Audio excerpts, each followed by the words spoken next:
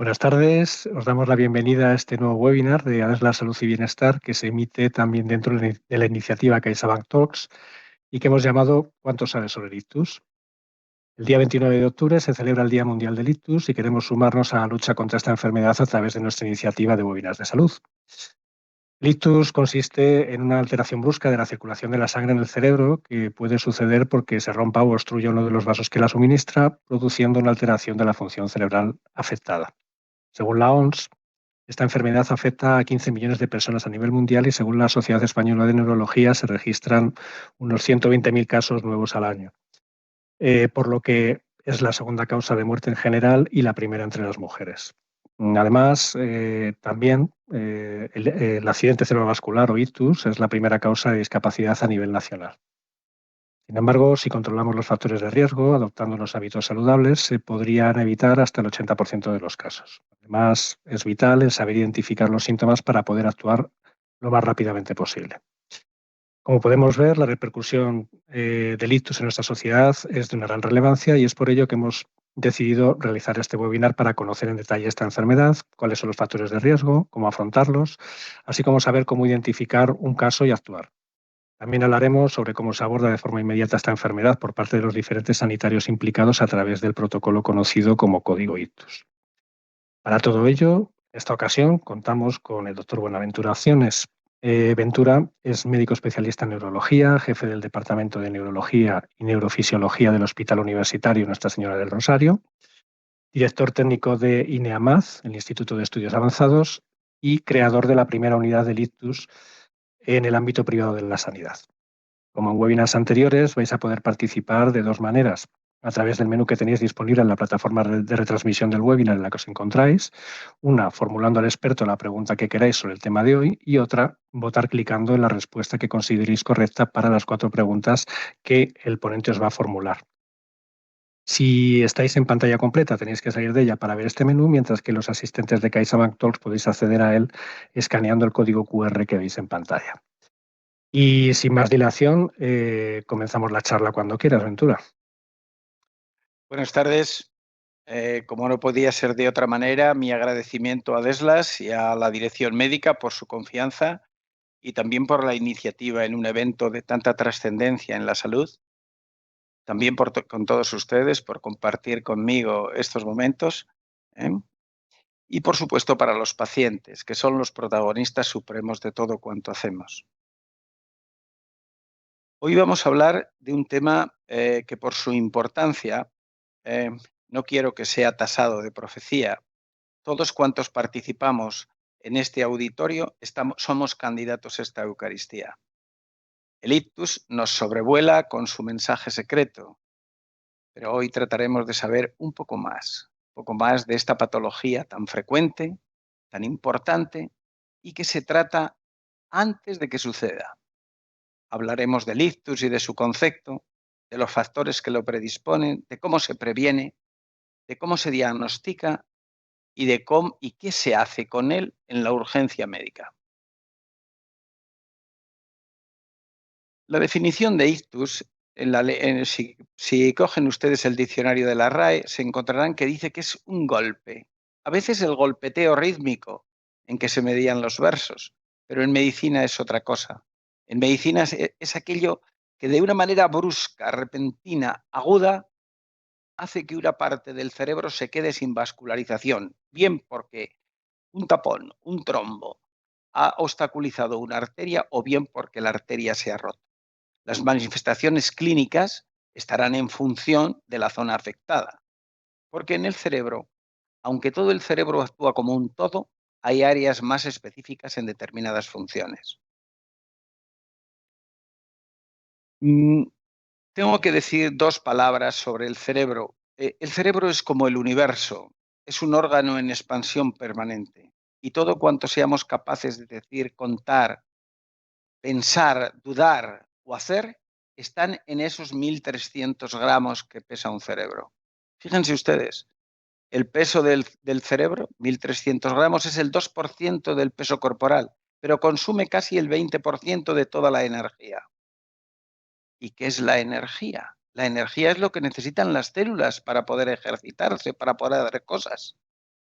En nuestro caso, las neuronas. ¿Y cómo se produce esa energía? Pues por la combustión de glucosa y de oxígeno. ¿Y por dónde va? Por las arterias.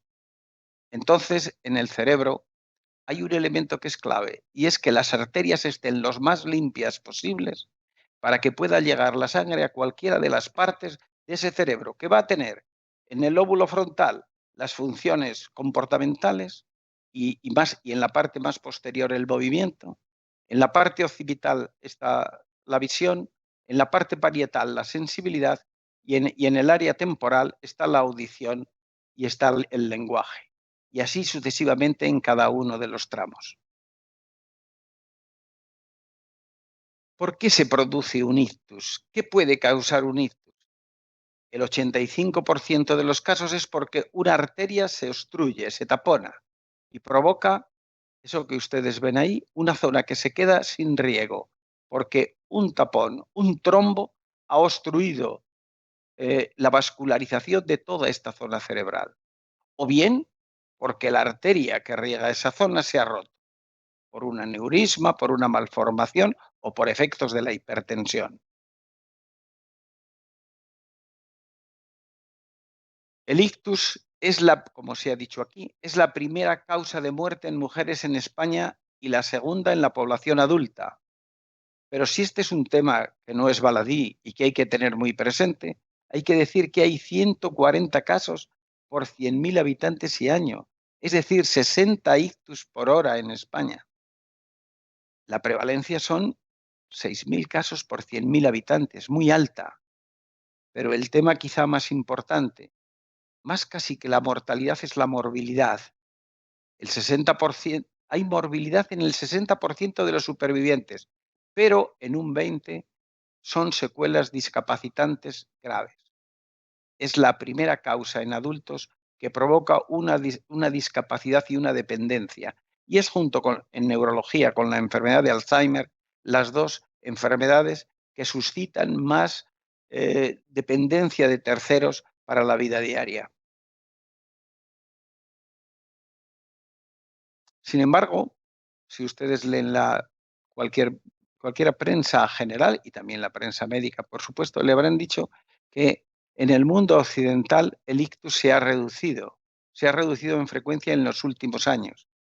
Se ha reducido porque ha disminuido la incidencia gracias a la prevención de los factores de riesgo vascular de los que vamos a hablar inmediatamente. Y se ha reducido también por los mejores cuidados que se producen en la fase aguda, por la aplicación del código ictus y por la existencia de las denominadas unidades de ictus.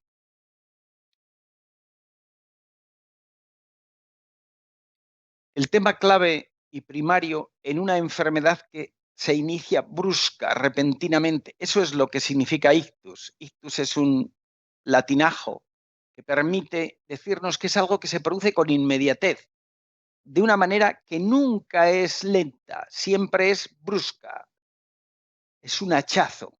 Entonces, hay que saber que de una manera, como hemos dicho, con la inmediatez que dan los datos, puede haber o debilidad en una parte del cuerpo o de la cara, o un déficit visual momentáneo o del campo visual, o bruscamente empezar a no hablar bien o a no comprender bien, o tener una cefalea o un dolor de cabeza brutal, como nunca se ha tenido, o un trastorno de la marcha con vértigo, inestabilidad, desequilibrio, incoordinación.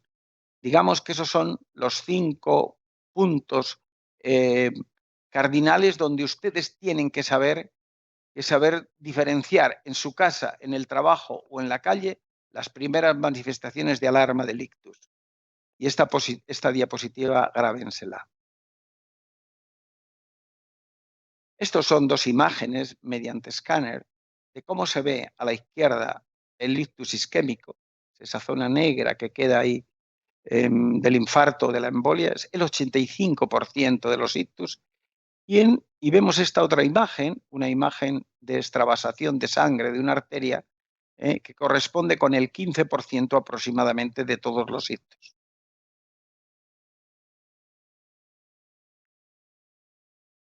¿Qué factores predisponen al ictus isquémico, a la trombosis cerebral? El primero, la hipertensión. El 70% de los ictus son hipertensos. En algunas series como la nuestra, incluso una cifra discretamente más alta. También la fibrilación auricular. ¿Qué es la fibrilación auricular? El corazón es una válvula que bombea la sangre de una manera rítmica, pero a veces ese corazón tiembla y ese temblor puede hacer que determinadas partículas que se agrupan en las paredes se desprendan y vayan hacia arterias cerebrales. Eso es la fibrilación. La diabetes.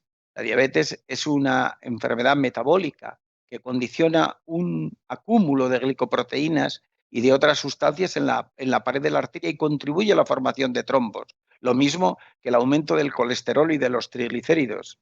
También cuando hay un infarto cerebral previo, porque ya le habla de que las arterias están afectadas, ya hay una arteriopatía, una alteración de diversas arterias.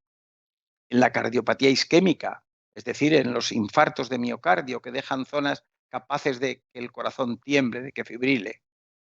El exceso de alcohol y de tabaco, la existencia de ataques isquémicos transitorios previos. También la obesidad. La obesidad por sí sola probablemente sería inocente, pero como luego veremos, la obesidad es un factor mórbido que afecta colateralmente a otros síntomas o a otras manifestaciones. Es muy raro un gran obeso que no sea hipertenso, que no sea diabético, que no sea cardiópata o que no tenga alguna otra alteración en el metabolismo lipídico. Y también están las drogas, fundamentalmente la cocaína, que en los últimos años, en las últimas décadas, ha venido a acompañarnos sobre todo en los ictus en pacientes jóvenes. ¿Qué hay que hacer si esos son los factores de riesgo para prevenirlo? ¿Cuál es la prevención primaria? El ictus, como hemos dicho, se trata antes de que suceda. El principal factor a controlar es la hipertensión arterial. O sea, la hipertensión, como se ha dicho, corresponde con el 70 al 75% de los casos de ictus.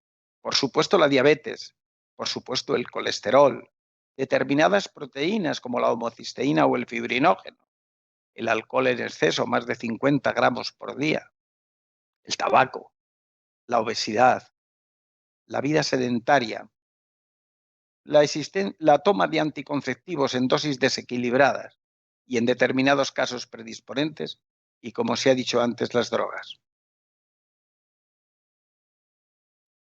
Cuando un paciente adulto es hipertenso, cuando tiene de media por encima de 100, por encima o igual de 140/90. ¿Y cuándo es un paciente diabético? Cuando tiene una glucemia basal mayor o igual de 126 miligramos de etilitro, o lo que es más importante y mejor, cuando tiene una hemoglobina glicosilada superior o igual al 6,5%. ¿Y el colesterol? ¿Cuándo se tiene el colesterol alto? Cuando la totalidad es mayor de 200, cuando las cifras de LDL colesterol son de 130 miligramos de etilitro o de 100 si hubiera otros factores de riesgo vascular, y cuando los triglicéridos son mayores o iguales de 150 miligramos de etilitro. ¿Y cuándo es un paciente obeso? Cuando el índice de masa corporal, que se traduce por partir el peso por la talla al cuadrado, es superior o igual a 30. No quiero que cojan ustedes la calculadora y se pongan ahora a medirlo. Pero le decía antes, y esta es otra diapositiva que hay donde la considero de impacto, que habitualmente los pacientes obesos tienen un trastorno en el metabolismo de los lípidos que condiciona un hígado graso. Aumentan las resistencias periféricas a la insulina, lo que hace que se puedan producir más diabéticos, o sea, pueda aparecer diabetes. Aumentan las resistencias vasculares periféricas y sube la tensión arterial. Eso es un conjunto que se llama síndrome metabólico y que hace una conjunción de factores que prácticamente hace que uno tenga gran parte de las papeletas de la rifa. Porque miren ustedes, muchas veces la hipertensión o algunos de los factores de riesgo, si no se buscan, son como la punta de un iceberg, no dan manifestaciones. Una hipertensión a veces solo manifiesta en la arteria pequeñas cosas, pero la arteria globalmente está sufriendo. Y el iceberg, que es lo que quiere representar esa diapositiva, y lo que aquí nos indica esa estenosis silente, encontrada silente en uno de nuestros pacientes, estaba obstruyendo prácticamente el 80% de una arteria. Era candidato al tener un ictus con inmediatez. Cuando un paciente ha tenido un ictus, ha salido del hospital, el paciente tiene que seguir un tratamiento médico muy minucioso, muy exhaustivo, muy sistemático. Tiene que hacer lo que se llama la prevención secundaria. Tiene que tomar un antiagregante plaquetario o anticoagulante si tiene una fibrilación. Tiene que tener un seguimiento cardiológico por si hubiera alguna alteración valvular o cardioquirúrgico. Pero sobre todo, tiene que controlar los factores de riesgo vascular, los factores de riesgo primario, hipertensión, colesterol, obesidad, sedentarismo, dieta desequilibrada.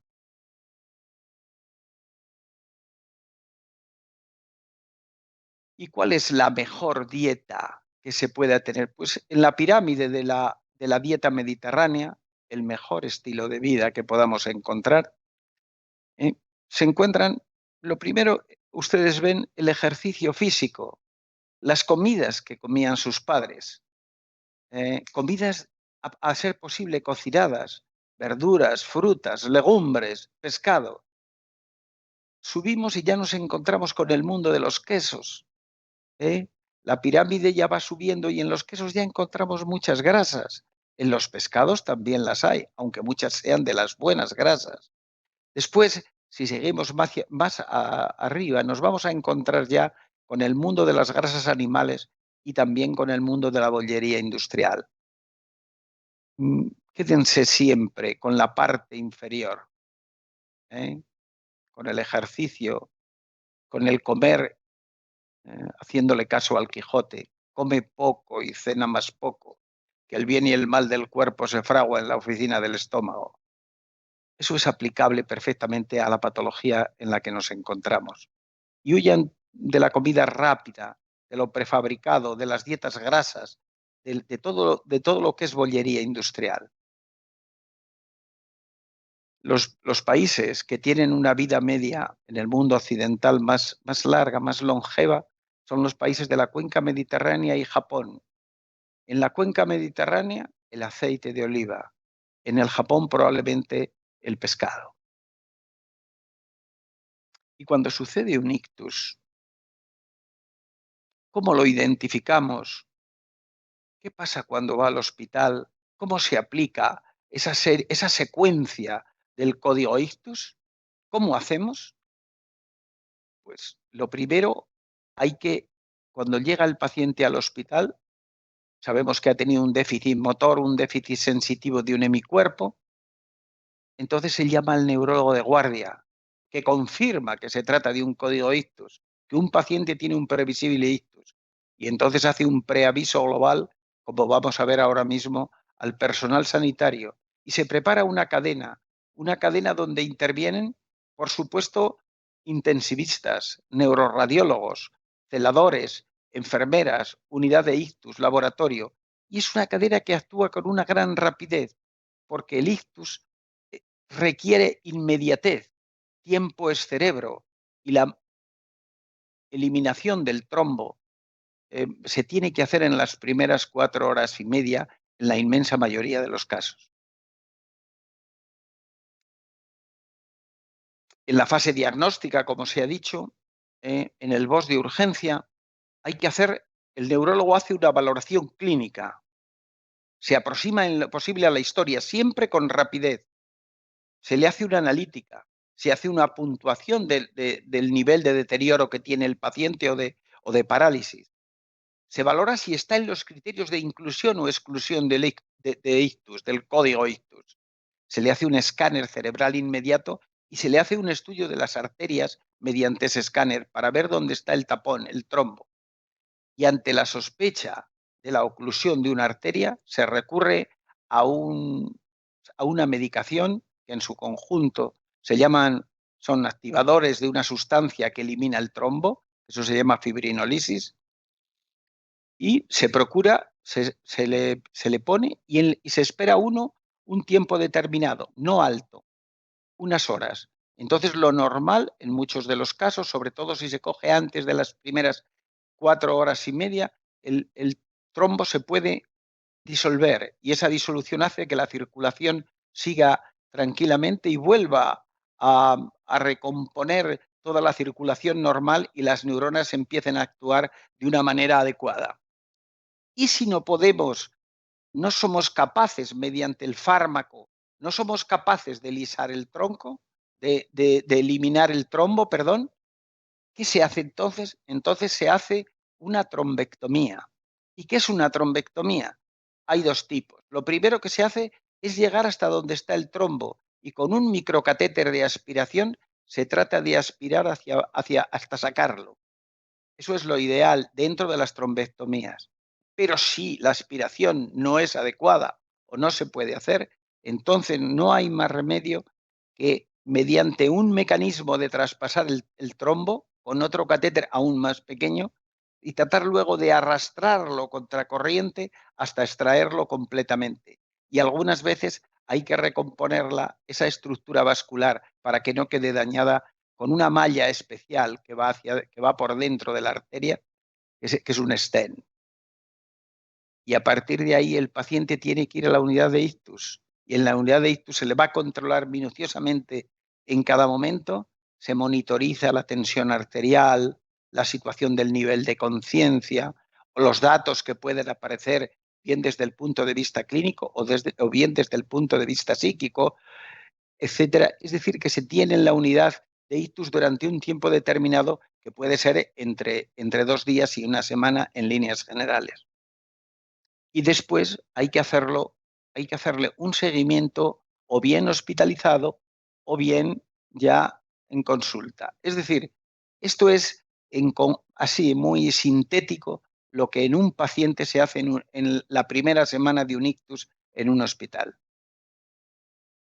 A veces nos podemos equivocar y nos parece que un paciente tiene un ictus, un paciente diabético que se ha pasado en su dosis de insulina y hace una hipoglucemia y las áreas del cerebro no son simétricas. Entonces puede haber déficits neurológicos focales que nos parecen que pueda ser un ictus. Puede haber crisis epilépticas que remeden por una parálisis momentáneamente un ictus. Las crisis epilépticas suelen ser fenómenos muy rápidos. Si fuera por un tumor o una encefalitis, la clínica sería fácilmente diagnosticable. Hay migrañas que en el aura, en la depresión cortical propagada de la función del desarrollo de la migraña, pueden dar lugar a cuadros hemipléjicos momentáneos, pero siempre irán seguidos de dolor. La primera vez que ocurre es un diagnóstico que obliga a hacer una diferencia clara con el ictus en el ámbito hospitalario. Hay distonías farmacológicas o miastenias vulvares que pueden dar lugar a confusión al respecto. Para un neurólogo medianamente avezado sería fácil hacer un diagnóstico diferencial. Y a veces hay cuadros un poco camaleónicos, hay alteraciones del nivel de conciencia por síncopes o por crisis de tensión que pueden dar lugar a cuadros que nos pueden parecer un ictus, gente que nos encontramos en la calle que ha caído por un cuadro vasovagal, pacientes con cuadros psicosomáticos que hacen parálisis y mutismos acinéticos, estados de coma que nos pueden parecer que está haciendo un ictus. Para eso se requiere la visión del especialista que condicione y diferencie estos datos.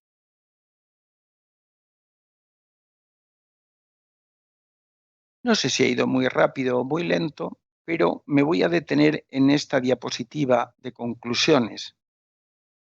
Y tengan presente siempre esto que le comento. La atención a los pacientes con ictus necesita un abordaje multidisciplinar. El ictus es siempre algo agudo, repentino, ¿eh?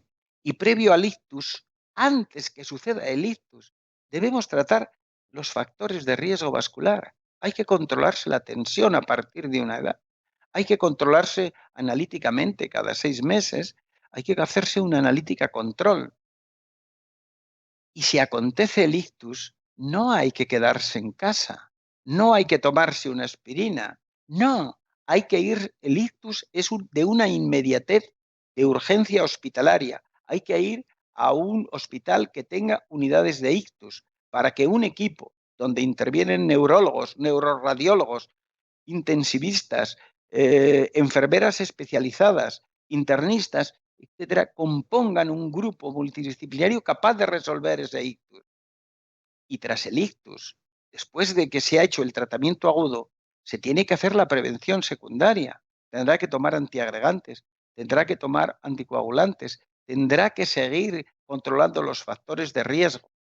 Y si queda un déficit, no hay que olvidar que hay que hacer rehabilitación neurológica, porque no es lo mismo un paciente rehabilitado que un paciente no rehabilitado. Una hemiplegia que puede quedar secundaria o un defecto motor en pierna y brazo, hay que buscarlo primero. El neurólogo debe buscar la recuperación total, pero si no, debe buscar que el paciente sea autónomo, porque no es lo mismo un paciente que ha tenido un ictus que necesite a una persona para que le traiga un vaso de agua, para que le ponga el televisor o para que le lleve al cuarto de baño, que lo puede hacer él personalmente. Y la neurorehabilitación es un factor determinante y fundamental cuando acaece un problema de tipo pléjico o de alteración del lenguaje. A modo de epílogo, ¿eh? Le voy a dar a ustedes 5 hábitos saludables para retrasar el daño cerebral y que le añaden 10 años de vida a un paciente. Les he hablado a ustedes de la alimentación sana. Hay que comer poco, ¿eh? Lo que se necesita realmente es muy poco para tener una alimentación adecuada. Las sociedades a las que vamos son sociedades mucho más obesas, mucho peor alimentadas. Los datos que le doy, que la vida media en España ahora mismo se mueve en 84 años, accidentes al margen, no lo tengo muy claro que dentro de 30 años lo sea así, porque se están modificando los hábitos alimentarios y desde luego no son mejores. La segunda parte es un ejercicio regular. ¿Qué es un ejercicio regular? Pues hombre, todo el mundo puede caminar todos los días 1 hora. Mucha gente dice, no, bueno, y en el coche. Es muy fácil hacerlo. Deje usted el coche 3 kilómetros o 2 kilómetros de su lugar de trabajo y váyase y vuelva andando. Y andará esa hora, esos 4 kilómetros, que es un tiempo lógico. El ejercicio debe ser continuado y progresivo y debe ser de todos los días de la semana. Y el ejercicio deja de ser válido cuando el ejercicio te somete al estrés, a la tensión o al agobio, al ahogo. Entonces, si uno se cansa, se sienta y sigue luego en su pauta habitual de caminar. El tabaco, tarde o temprano, siempre pasa factura. Pasa factura a nivel de las arterias cerebrales y cardíacas, a nivel de la insuficiencia respiratoria y a nivel del cáncer de pulmón. Una cantidad moderada de alcohol.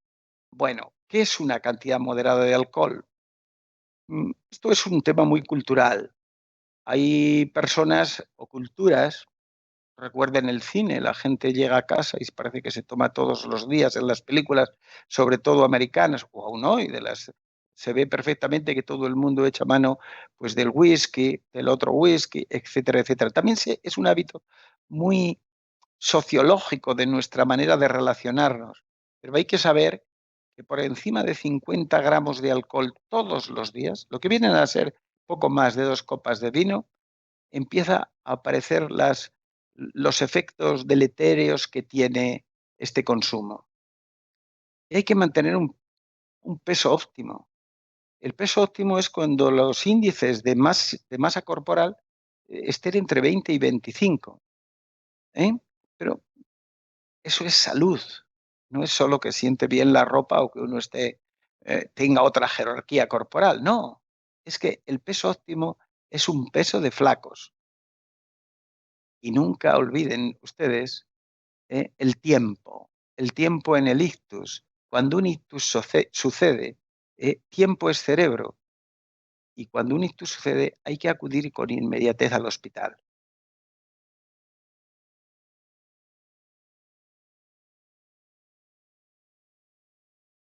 Mi alocución ha terminado.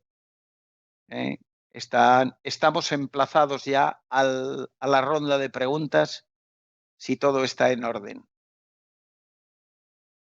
Adelante, Ventura. Sí, Quiero saber si, bueno, las ideas básicas han quedado claras, porque las vamos a seguir recomendando. La primera pregunta que yo les hago, ¿el ictus es un proceso fundamentalmente trombótico, porque se obstruye una arteria? ¿Hemorrágico, porque se rompe una arteria? ¿Productor de hemiplegia, porque se queda medio cuerpo sin fuerza? ¿O agudo? Todas esas preguntas probablemente tienen cabida y son todas tienen su parte de certeza, pero hay una que es fundamental.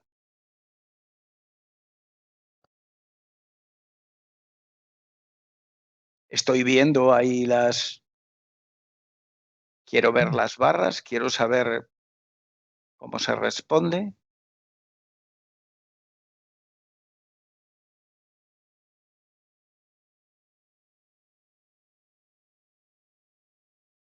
¿Es lo que yo veo? mira, Ventura, tienes dos barras, la A y la Sí. B, son las más Vamos a ver. votadas. Evidentemente, el ictus, el 85% de los ictus son trombóticos. Es decir, la trombosis es una forma de una causa de ictus muy importante. Algunos son hemorrágicos, un 15%. Algunos producen hemiplegia, pero todos, sin excepción, son agudos. Es decir, la respuesta correcta es la D. Pasamos a la siguiente pregunta. Ante la sospecha de un ictus, ¿qué se debe? ¿Esperar un tiempo prudente en el domicilio? ¿Acudir a la consulta del neurólogo? ¿Acudir a la urgencia del hospital? ¿O tomar una aspirina y esperar unas horas a ver qué sucede?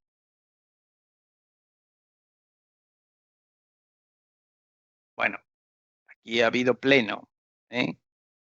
Esperar un tiempo prudente en su domicilio es una imprudencia. Acudir a la consulta de neurología, que puede ser al día siguiente, a los 2 o 3 días, es una negligencia. Tomarse una aspirina y esperar unas horas en casa, eso es una cosa absolutamente absurda. Debe acudirse a las urgencias de un hospital que se tenga la certeza de que tiene una unidad de ictus, es decir, un equipo multidisciplinario capaz de resolver el problema del paciente. La tercera pregunta es, si un paciente es obeso, hipertenso, diabético y tiene el colesterol elevado, ¿cuál sería lo más recomendable? ¿Que perdiera peso? ¿Pérdida de peso con control de los restos de los factores de riesgo vascular? ¿Control de la hipertensión? ¿O de hacer ejercicio físico?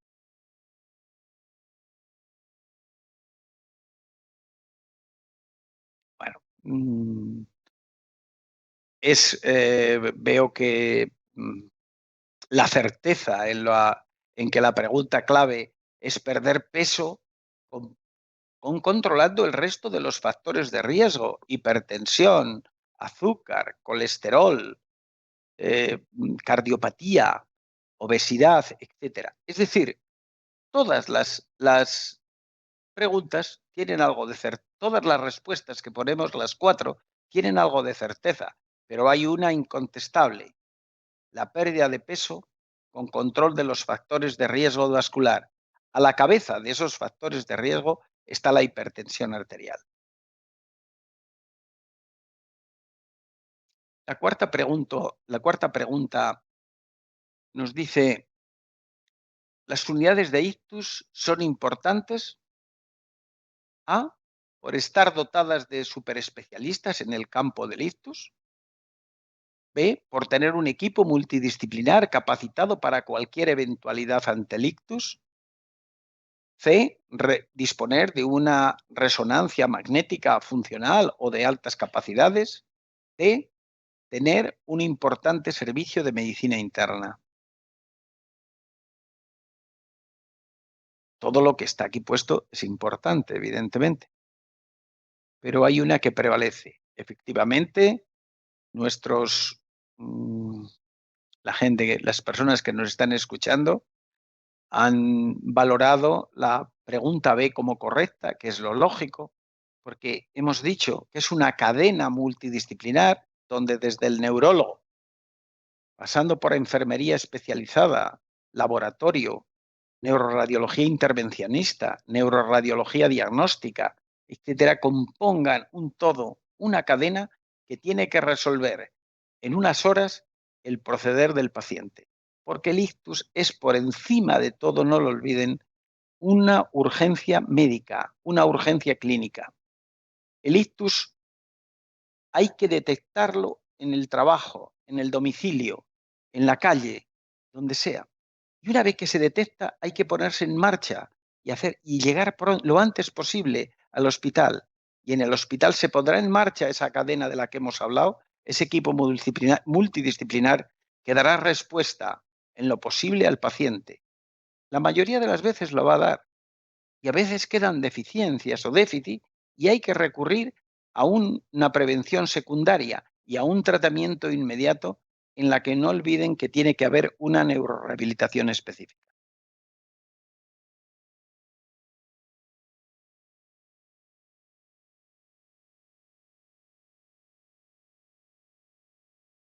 Bueno, no voy a darle las gracias todavía porque espero que ustedes me hagan una serie de preguntas porque, bueno, hemos hecho 4, pero está abierto el campo para responder a lo que ustedes quieran, ¿eh? Yo les recordaré siempre una máxima de nuestra profesión en el tema del ictus, y es que tiempo es cerebro. Es decir, hay que actuar con rapidez, tratando de cualquier tipo de, digamos, a veces se dejan las cosas, bueno, vamos a ver si se pone mejor. No, no, ante la duda es mucho mejor ir al hospital y que no haya problema, que no por no ir al hospital el problema nos lo quedemos en casa. Bueno, creo que queda muy claro, Ventura, tus últimas recomendaciones muy claras, ¿no? Muchas gracias por la charla, creo que puede ser útil a nuestros espectadores. Y bueno, pues comentarte que está generando mucho interés, nos están llegando muchas preguntas, voy a empezar a formularte algunas. Un asistente nos pregunta cuál suele ser el tiempo de recuperación de un episodio. El tiempo si tenemos la posibilidad de cogerlo en tiempo, en las primeras 4 horas y media, y en algunos casos muy especiales, incluso tenemos hasta 8 o 9, y 24 horas si hay que hacerle una trombectomía mecánica, hasta 24 horas, si lo cogemos todo a tiempo, la recuperación puede ser inmediata. En horas vamos a ver que el individuo que estaba hemiparético comienza a caminar o comienza a movilizarse. Si lo que me pregunta es si después de un ictus un paciente queda con una hemiplegia o con una hemiparesia o con un déficit del lenguaje y, bueno, pues tiene dificultades, el tiempo de recuperación, y esto hay que tenerlo muy claro, es de media un año. Se recupera lo que un paciente se recupera en un año, o para ser más preciso, entre 9 y 15 meses. A partir de los 15 meses, la recuperación prácticamente es nula. Es decir, uno gana hasta lo que gana de media en el primer año. Muy claro. También nos formulan la duda de si hay a partir de qué edad el riesgo aumenta de manera considerable, si hay alguna edad a partir de la cual tengamos que tener ya más cuidado. Todos cuantos estamos aquí, adultos, somos candidatos a compartir esta Eucaristía, como os decía. Pero es exponencial. Vamos a ver. El número de ictus está aumentando porque está aumentando la edad. Cuando yo ponía los factores de riesgo a prevenir, los factores de riesgo vascular se dividen en dos: los que se tratan y los que no se tratan. De los que no se tratan no hablamos, pero de que los que no se tratan es la edad. Por debajo de los 65 años, el número de ictus es un número bajo, aproximadamente el 4 al 5%. Por encima de los 90 años es hasta el 25, el 30%. Es decir, la curva sube exponencialmente en relación con la edad. Pero esto no nos tiene que hacer pensar en un dato. No nos importa tanto lo que la gente viva, que las personas vivan. Nos importa que vivan con calidad de vida, porque nosotros hacemos una gran diferencia entre, no hacemos sinónimos, para ser más exactos, entre durar y vivir. Durar es una cosa y vivir es otra cosa. Mientras una persona tenga ganas, necesidades, emociones, ese paciente está vivo. Y mientras esté vivo, nosotros tenemos la obligación, lo consideraremos que está bien. Y eso es lo que siempre buscamos.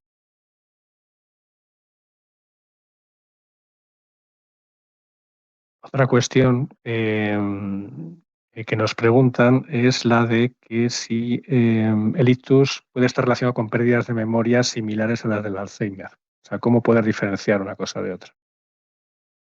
Es una muy buena pregunta. Vamos a ver, el ictus es una cosa repentina, brusca, abrupta, inmediata. Cuando un paciente va teniendo pequeñas lesioncitas vasculares que vienen dadas con el paso del tiempo, en ese fenómeno que en la calle se llama arteriosclerosis o arteriopatía arteriosclerótica, el paciente puede ir perdiendo funciones lenta y paulatinamente o como con pequeños hachazos. Eso es una demencia vascular, muy parecida al Alzheimer, pero hay un tema clave clínicamente, dos temas claves. Uno, que la demencia de Alzheimer es lentamente progresiva e inexorable, no tiene vuelta atrás. Sin embargo, las demencias vasculares son como a pequeños golpes y además pueden tener, si uno controla los factores de riesgo vascular, tienen muchísimo mejor pronóstico. Queda claro. También nos formulan la duda de cómo diferenciar los síntomas de una migraña respecto a un ictus, ¿no? O sea, la afectación visual, la cefalea, ¿no? Que la acompaña, un poquito cómo se puede diferenciar y si no se puede, ante la duda, como comentabas, me imagino que será ir al hospital, ¿no? Bueno, cuando un paciente tiene una migraña con aura y que las tiene repetitivamente, ya las conoce perfectamente. Uy, empiezo a ver lucecitas, empiezo a alterar el campo visual, empiezo a tener fotopsias y después de 20, 30 minutos o 15 minutos aparece el dolor de cabeza, un dolor que a veces es irresistible. Cuando esto sucede, la primera vez el paciente acude al neurólogo o acude a la urgencia y a lo mejor hay que hacer un diagnóstico diferencial, pero siempre sigue esta secuencia. La migraña es la migraña con aura, es la alteración visual o si eso o de otro campo, puede ser que tenga pérdida de fuerza o de sensibilidad en un brazo o puede ser que se atropelle o tenga una alteración en el lenguaje, pero eso dura muy poco, dura unos minutos y después aparecerá siempre dolor de cabeza. No es difícil desde el punto de vista clínico ver la diferencia, pero en un primer momento, en algún caso, sobre todo en aquellas que cursan por primera vez con un cuadro de hemiplegia y que está en fase hemipléjica, en esa fase inicial y con dolor, el paciente debe acudir a una urgencia para que se haga el diagnóstico diferente. También otra duda es la de que si existe componente hereditario en el ictus. En el ictus como tal no existe, pero existen en los factores de riesgo.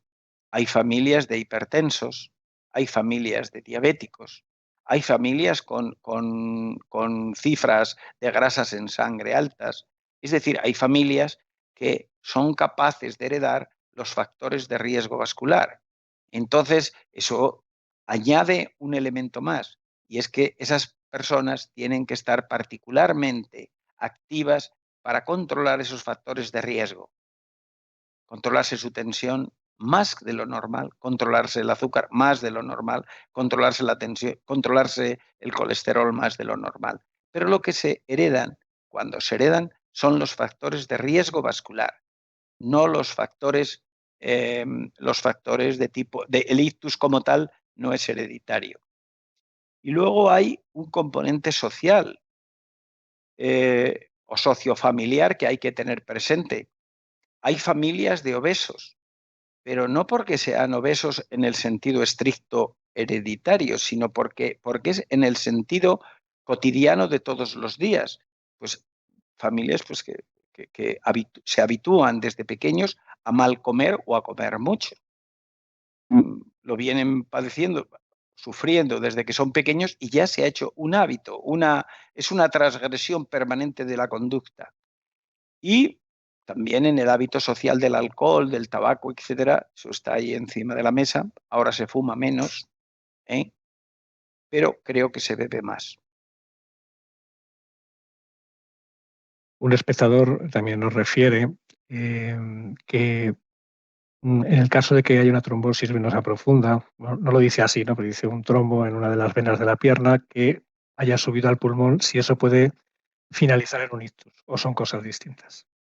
Son cosas distintas hombre, vamos a ver, en medicina lo que le sucede a mi ojo derecho lo sabe mi pierna izquierda y lo que le sucede a mi mano derecha lo sabe mi hombro. Es decir, todo está unido, pero desde luego son cosas distintas. Eso se queda anclado en el pulmón. El pulmón, como se sabe, es una esponja y esa esponja queda, digamos, queda totalmente la zona de falta de riego, la zona de isquemia, la zona de trombo, se queda en el pulmón. Un tema importante y un tema grave sobre el que hay que actuar.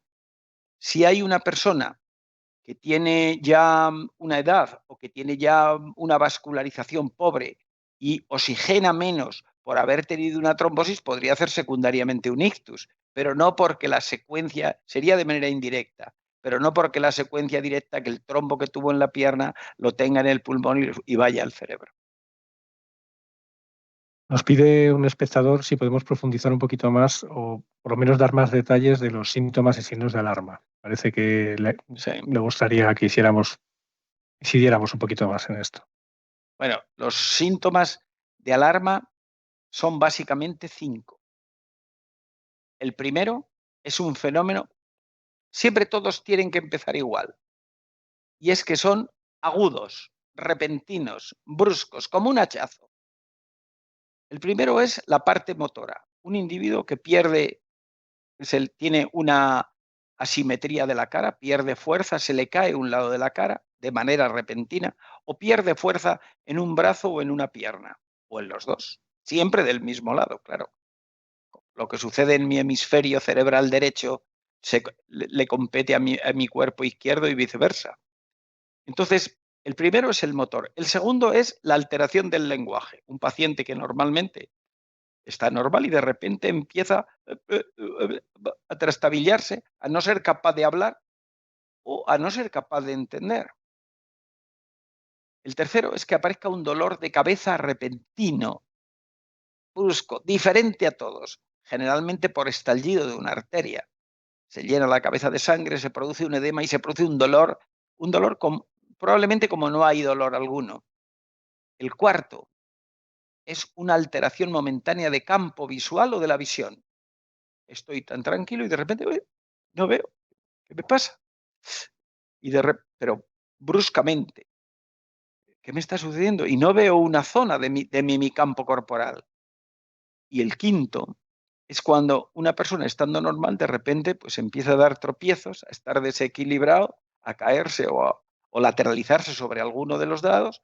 Es decir, esos son los 5 posibilidades. Y siempre, no lo olviden, siempre de manera repentina, nunca una cosa que te viene anunciada, por ejemplo, un tumor, que es una cosa lenta, que va dando síntomas lentamente en el tiempo, o una migraña que tiene la secuencia que hemos dicho, o una encefalitis o una meningitis, que aunque haya dolor de cabeza, suele haber fiebre, síndromes, rigidez meningea u otros síntomas que nos fácilmente digamos, eliminen el diagnóstico diferencial. No creo que queda muy claro. También nos comentan que a partir de qué edad es conveniente hacerse pues, controles de tensión, analíticas. Yo creo que uno, cuando comienza la edad laboral, debe hacerse controles analíticos. A partir de la edad laboral, debe uno hacerse controles analíticos y controles de tensión arterial, no de manera neurótica todas las semanas ni todos los meses, pero sí de una manera más o menos secuencial. Y a partir, desde luego, de los 60-65 años, se deben hacer rutinariamente cada 3 o 4 meses. El control de la tensión arterial, desde luego, si hay familia, si hay un fenómeno familiar de historia de ictus, de historia de hipertensión, de historia de factores de riesgo, entonces todavía debe ser mucho más estrecho. O sea, se va haciendo en función de cada caso, pero a partir de la edad laboral, los pacientes deben ser controlados y a medida que vamos teniendo más edad, los controles deben ser más exhaustivos, más cercanos y más sistemáticos. Otra cuestión está relacionada con si hay diferencia, si puede haber diferencias de síntomas entre hombres y mujeres. No básicamente, hay que tener en cuenta que las mujeres viven más tiempo, las mujeres tienen hasta ahora, ¿eh?